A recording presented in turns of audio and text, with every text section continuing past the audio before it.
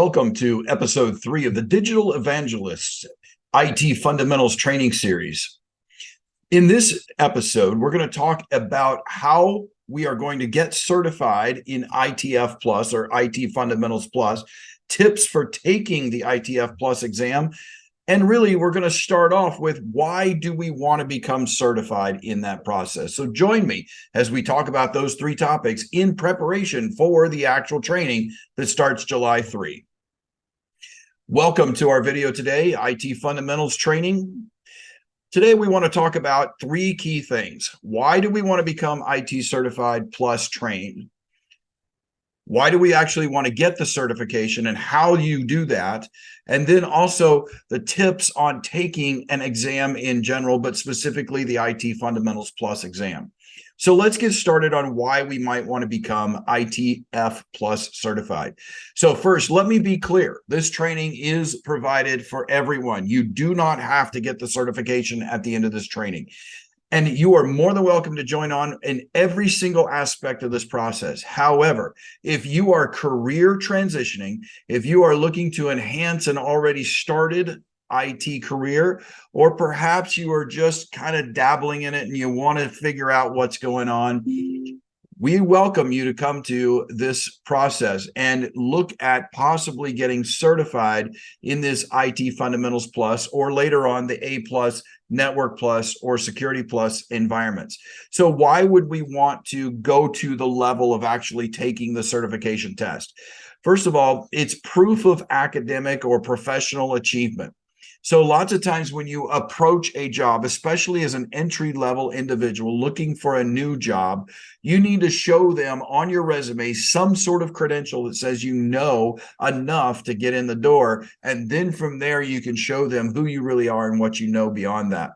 So having the ITF Plus certified credential, if you will allow you to do that. Let me also be very clear that a lot of HR departments today are evaluating people through the submission of resumes through computer technology such as machine learning or artificial intelligence. So in other words, what I'm saying is that a resume may never actually land on the desk of a hiring manager or even an HR person unless it meets certain criteria. In other words, the computer is going to weed you out beforehand. How do you get through some of those computer-based barriers? It is to get the certification or have the certification listed on your resume. Now, of course, I can give you a couple little tips on how to defeat those AI and ML systems, even without the certification, such as putting in that you are preparing for ITF Plus. And the machine learning system would probably pick that up and identify you have ITF Plus and pass it through. However, they're getting smarter and they're looking for those words like preparing for or expecting a certification date or something along those lines. So we really do need to move to that level of achievement of the actual certification if you desire to move into the IT field.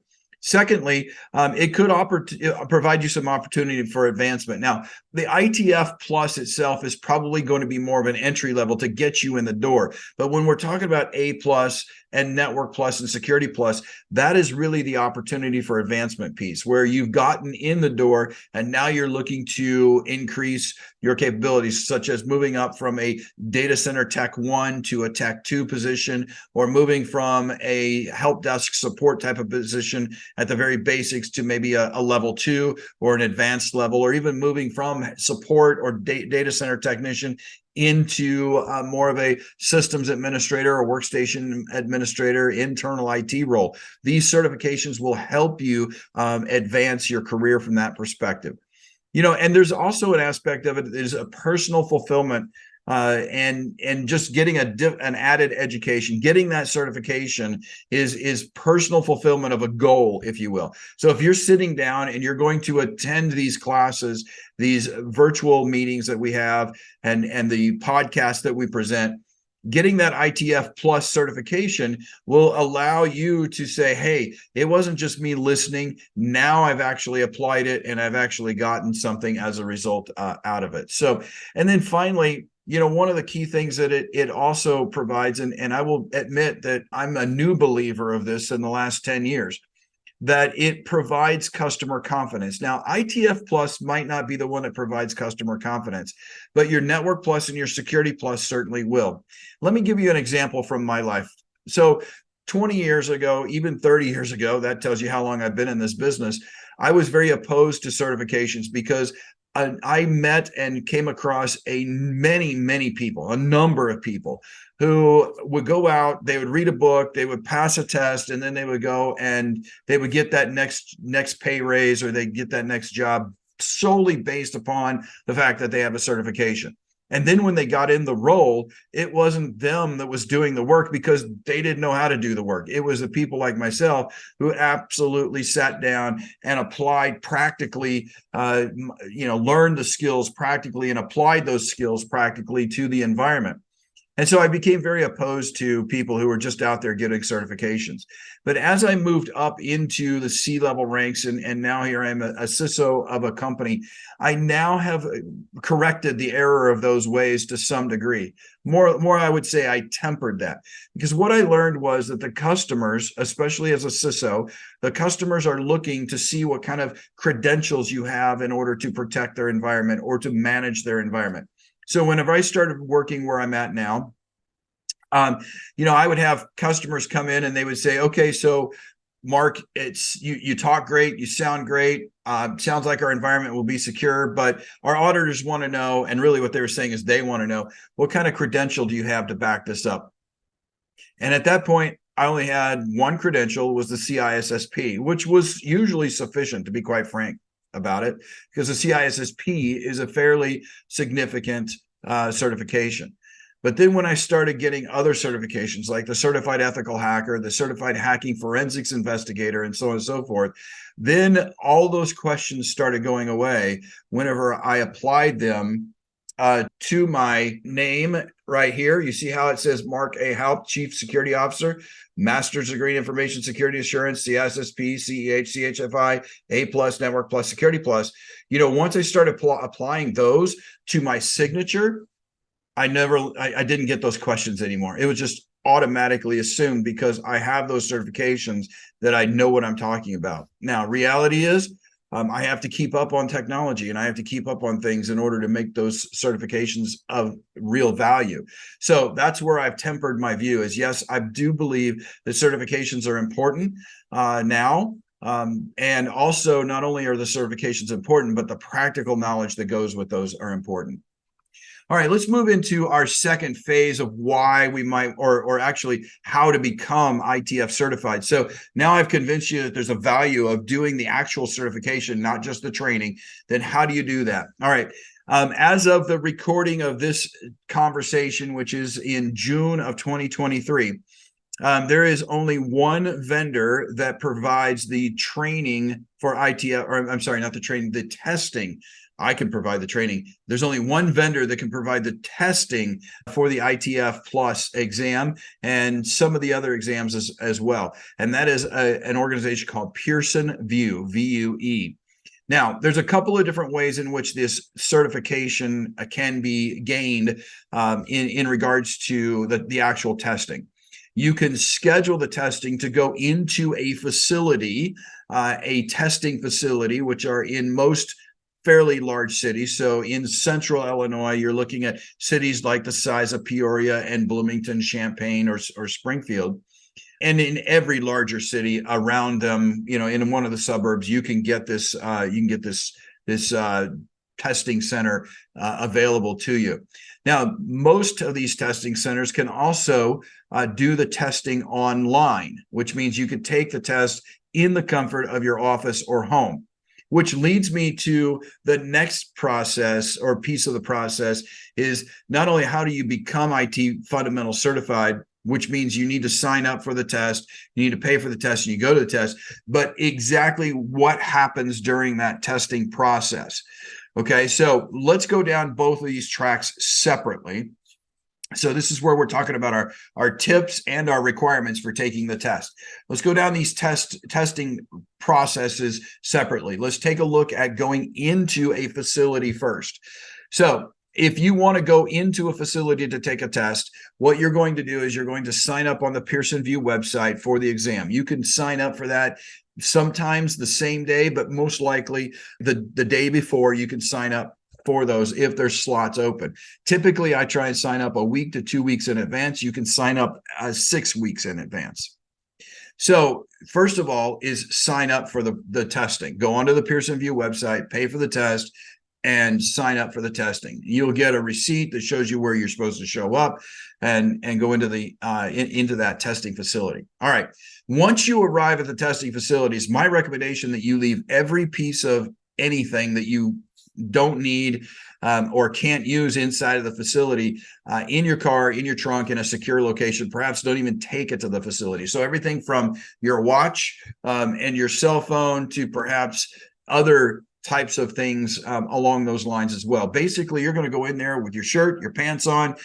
You're not even going into the testing facility with your wallet in your pocket. So when you go into the testing facility, actually, let me clarify that. You will need to take your wallet into because you'll need a form of ID, but you won't actually go into the testing portion or the security area of the facility with your wallet. Let me explain that. So when you go into the testing facility, go in with as minimal things on your body as necessary. You will need your wallet because you'll need a photo ID and a second ID, which is typically a photo ID and the credit card or the debit card that you used in order to pay for the exam. So you'll need those two things. You will approach a receptionist desk. That receptionist will take your information, validate your appointment, and look at those ID pieces. That receptionist will then give you a key to a locker where you can place your wallet and any other materials that you've brought in with you. So if you brought writing materials in, like a pen or something, that will go into the locker. They will provide that securely for you within the secure facility. If you did bring your watch in, if you did bring your cell phone in, these will need to go into the locker as well.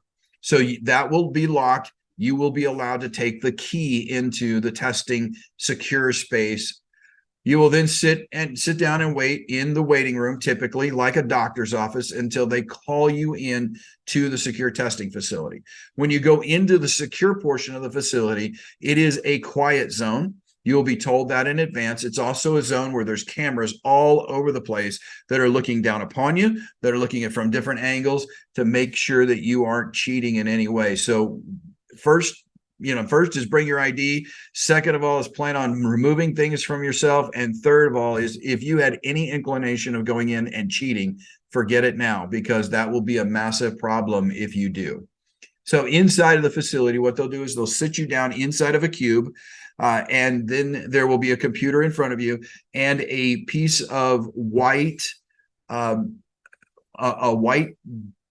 board, if you will, that like a whiteboard. And that's what I'm trying to say is that where you can erase it, and you'll be given a whiteboard erasable type of pen where you can put down notes and things like that. But when you're done, it gets wiped away. So they will log into the computer for you, and then they will bring the test up for you in front of you. You will go through a couple of test items, like to actually test to make sure that it's working. And then they will release you. And of course, they'll be monitoring you with the cameras. Once you're completed with the test, then you would get up and you would quietly walk out, or perhaps in some places you're asked to raise your hand and they will come over and get you and escort you out. Once you leave that facility or leave the secure portion of it, there will be a printout that's given to you by the receptionist. That receptionist will be emotionless. So do not believe that because the person did not, gleam with their eye or smile or anything along those lines, that you either passed or failed. It will be an emotionless transfer of the document, probably upside down, so that they themselves cannot read it. They are trained not to give away what your score was. Now, when you turn that document over, that score has document has a whole bunch of things on it, but really in the center of it, it's simply going to say whether you passed or failed. And it's not typically going to give you a percentage, you passed by 2 questions or failed by 3 questions or anything along those lines. It's simply a pass or fail type of environment. Some of them do give you kind of a bar graph that identifies, how many you got right on the test or whatnot. But keep in mind that a lot of these tests don't, maybe you took 200 questions on the test, only 180 of them, for example, are actually test questions. The others are test questions to identify whether they're too tricky to put on the real test on future tests and whatnot. So in your mind, if you took a 200 question test and you think you got 180 right or 190 right, it may actually be somewhere else. So don't be disappointed by that. But you'll be given that piece of paper. You'll then go to your locker, pull your stuff out, hand the key back, and then you exit the facility. There's no debate, no questions. The receptionist has no ability to converse with you, if you will, about the exam. Any complaints you had along the exam, stuff like that, that has to be addressed elsewhere. All right. So that's what happens when you go into a test facility. And then if you go into your home facility, what will happen is you'll have a camera like I'm talking to you right now. They will ask you to move that camera. There'll be a mobile camera. They'll actually ask you to rotate that camera around and show everything around. So make sure there's nothing on the walls. It's a very sterile environment, nothing on your desk, no paper, nothing along those lines. And then they will want to remote control into your computer to make sure you don't have anything on the screens, and they will be monitoring you during this time. So make sure all of your software is turned off. What I do is I even do a Control-Alt-Delete, and I go into the Windows system and I deliberately turn off services within the workstation for things like my instant messaging, like Slack or Gmail, things along those lines that might be running in the background, so that you never get a possibility of cheating, or you never get a ding that comes up that causes problems, and so on and so forth. All right. So that's what it's like to go in and take a test. That's what it's like to go in and be part of a certification process. The next time we get together, I'm going to go into more detail on tips for taking the exam, and then how to read the book and go through the process where you're going to have to do that piece on your own. Because remember, I'm expecting you that you read the book, and that what I provide you in the recordings during the actual training is supplement to that, so you can better understand it, which now better explains why I need your feedback as well. So whenever you hear something from me, or you're having a struggle within the book, I need you to email me. I need you to converse with me and say, I'm struggling with this, which might become an explanation on a future recording. So I hope you have a great day. I hope this has helped you understand why you need to get certified, not just listen to what I'm going to provide, although you're more than welcome to do so. Please hear me clearly on that. If all you want to do is listen to what we're going to provide, all thumbs up on that. That's fine. But I'm encouraging you to go to the certification level. And then now you also know what it's like to get certified, in the process, and the various pieces that you have to do to accomplish that. You have a glorious day. I'm glad to be here and be with you and guide you through this process. And I hope that this has been some value to you.